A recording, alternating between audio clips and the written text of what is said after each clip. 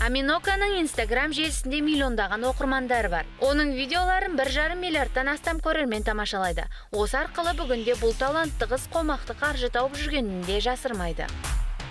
Софи Манасян. Софидің Instagramдағы аккаунтында 400 мыңнан астам оқырманы бар.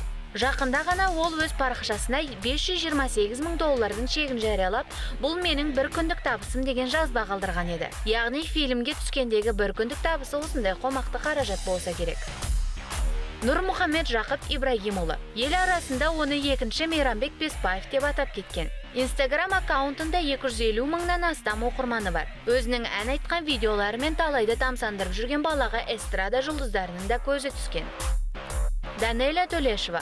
Украинада өткен бала дауысы байқауының жеңімпазы. Бала кезінен еңбек еткен ол сыйақы ретінде 3 айлық ротация және Париждің Диснейлендіне жолдама алған. Бүгінде күллі әлемді таңғалдырған Данеля айқын мақсатымен асқақ арманы бар 10 жасар мектеп оқушысы.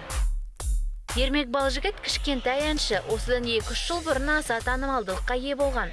Себебі ол тойда ән салуды табыс көзіне айналдырып жүрген ең кішкентай жұлдыз. Өзінің әнімен ғана емес, биімен де халық сүйіктісіне айналған.